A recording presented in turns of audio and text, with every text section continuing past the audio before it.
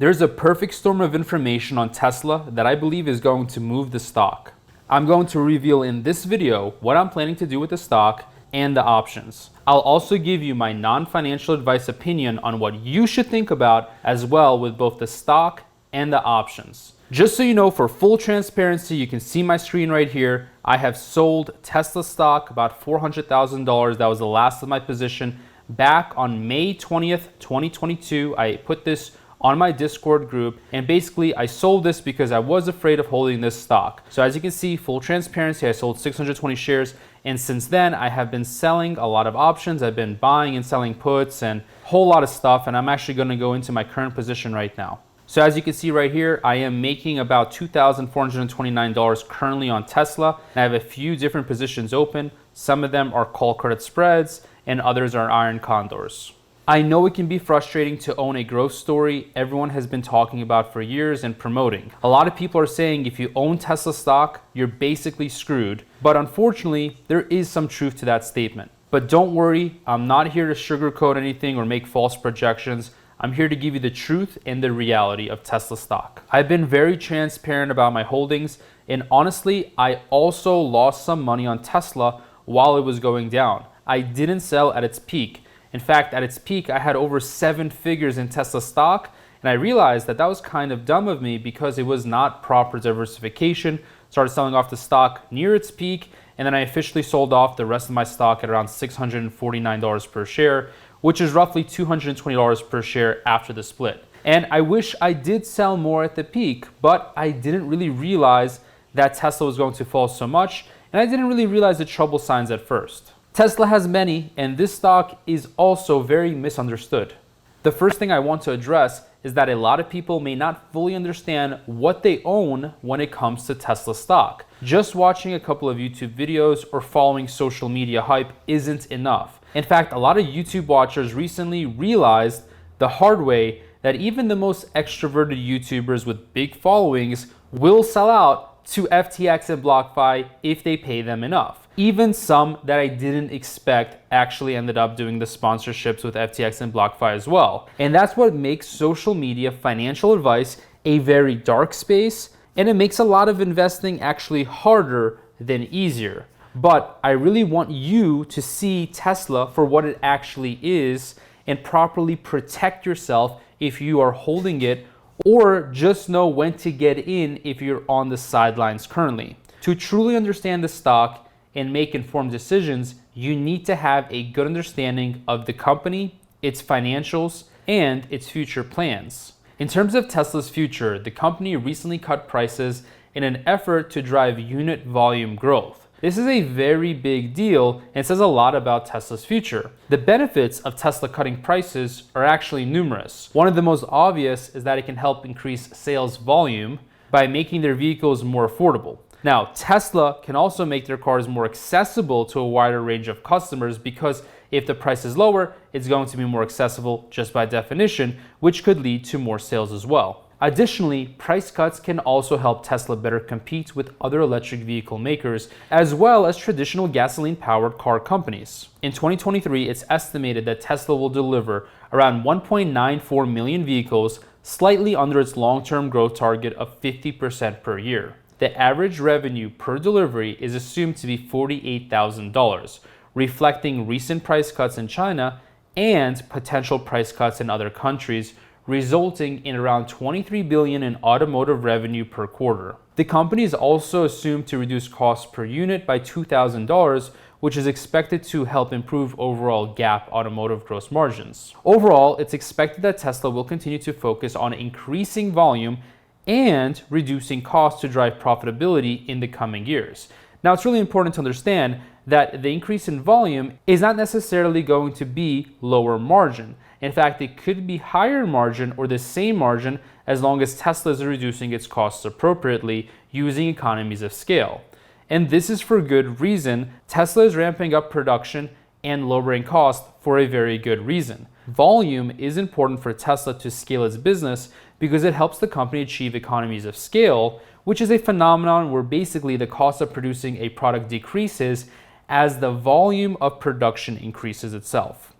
When a company produces more units, it can spread its fixed costs, such as research and development, marketing, and manufacturing, over a larger number of units, which reduces the cost per unit. This, in turn, can help improve profit margins and overall financial performance. Additionally, increasing volume also helps Tesla achieve more efficiency in the production process. With more production runs, Tesla can optimize the manufacturing process, improve quality control, and reduce waste. This can lead to lower production costs, which can help the company remain competitive in the market and increase profitability. Furthermore, let's just be honest, increasing volume also helps Tesla reach more customers and increase its brand awareness. And nowadays, brand is king. By producing more vehicles, Tesla can make its cars more accessible to a wider range of customers, which can help the company increase its market share and drive the growth in the long term. But at the end of the day, when everything comes and boils down to 2023 in the near future,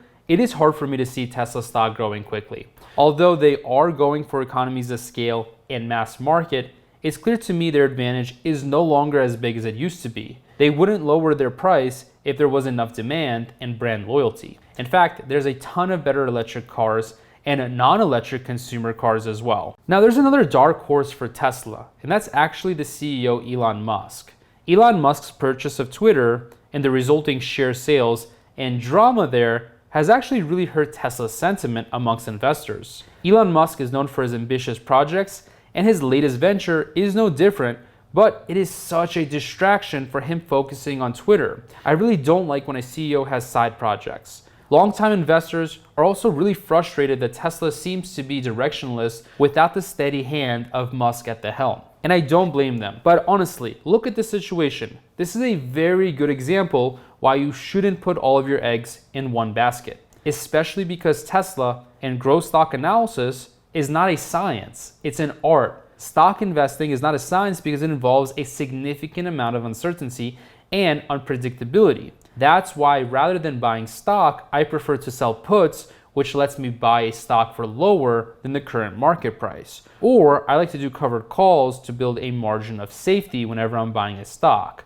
Tesla is no different. And Tesla is known for its volatility, and prices can fluctuate wildly in a short period of time, which can result in significant losses for investors. That's why regardless, if you're a bear or a bull on Tesla, it would be very wise to hedge using options and creating income.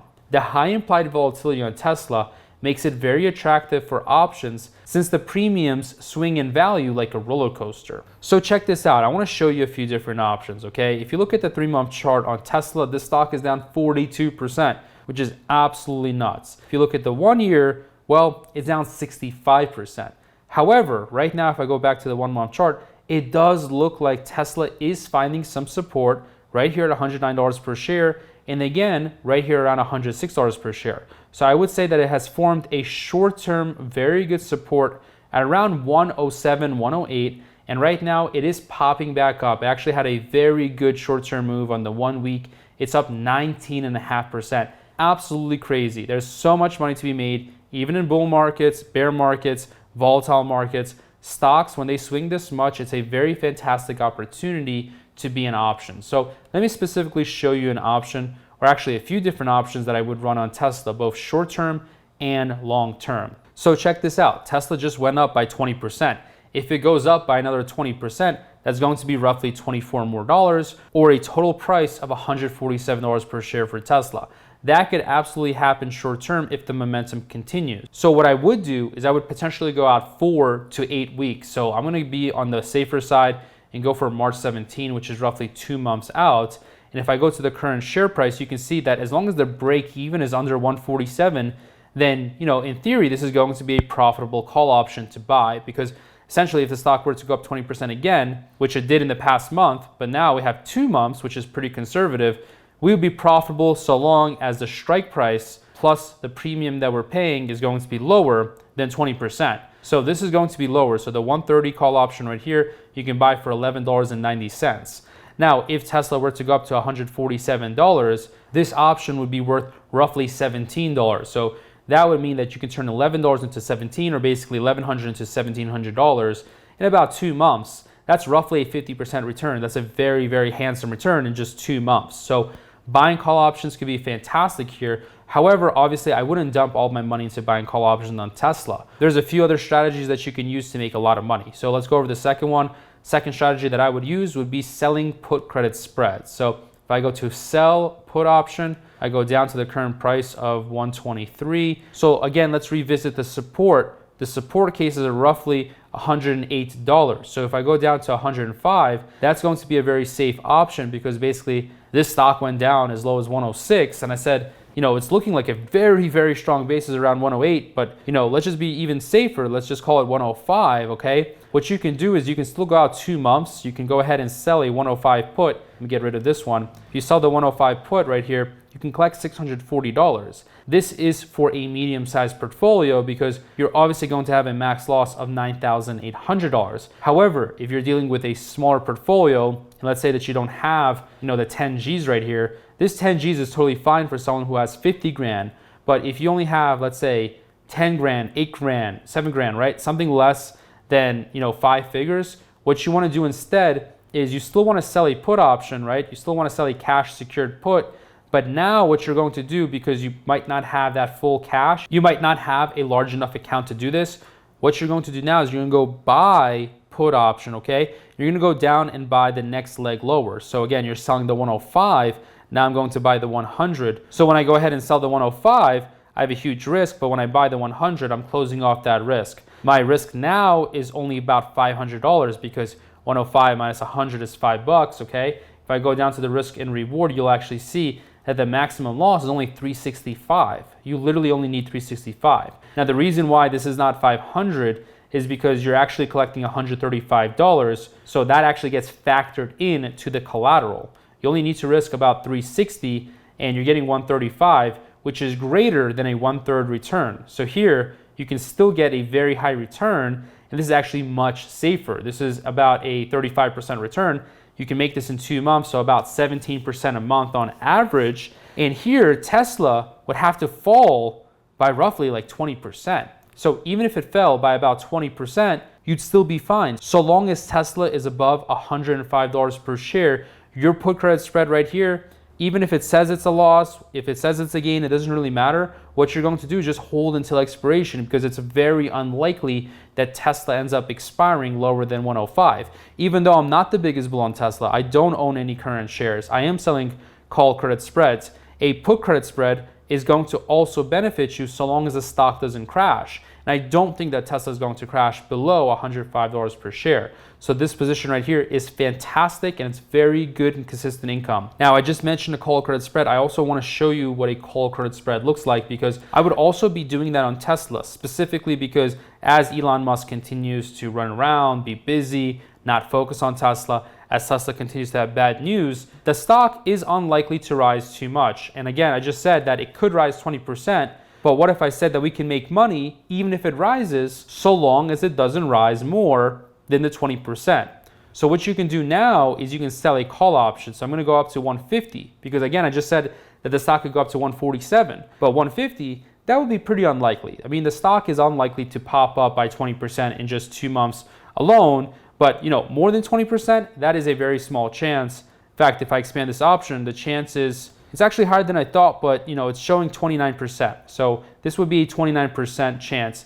And that could make sense. And specifically, it's probably that high because the implied volatility is so high. But again, check this out. The market is implying roughly a 29% chance of Tesla going up to 150. But for me, I'm willing to take that chance because I am not a big bull on Tesla. I think we're going to continue to see some weakness in the market, or at the very least, a lot of volatility with no clear direction. So what you can do to make some money is you can sell a call option at 150. Now, this would be called a naked call option that has unlimited risk. That is no good. I will never, ever recommend someone do that. But what you can do now to limit your risk and have it be defined is you can now go ahead and buy a call option to protect this sell call. So now I'm going to go ahead and buy this call option at the 155 strike. So as you can see here, I'm selling and making $565, but when I'm buying this option right here, I am only paying $475. So the net difference here is going to be $100.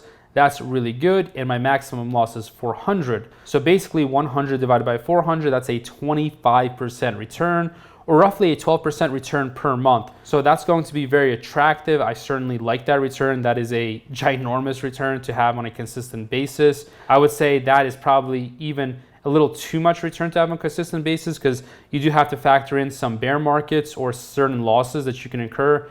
I mean, I do lose about 1 out of 10 trades that I place, so I'm not perfect. So this 25% return is awesome, but again, I'm only going to win about 9 out of 10 or somewhere in that range if I'm managing this position properly. There is a whole lot to managing this position properly. If you want to learn more about managing positions, just shoot me a comment below and I can make a video on that. So now if you see right here, I'm going to sell the 150. I'm going to buy the 155. That's going to be a $100 return over $400 worth of collateral. And what I'm going to do is I'm just going to leave this position alone and basically let it expire. Now, in certain cases, I will end up rolling or closing this position. But for now, let's just leave those cases on the side for now, because this video could get too long if I start explaining that. But most of the time, what's going to happen is this position is going to expire, and this $100 is officially yours to keep. Now, this $100 does enter your account immediately, like right away, as soon as you sell this call credit spread.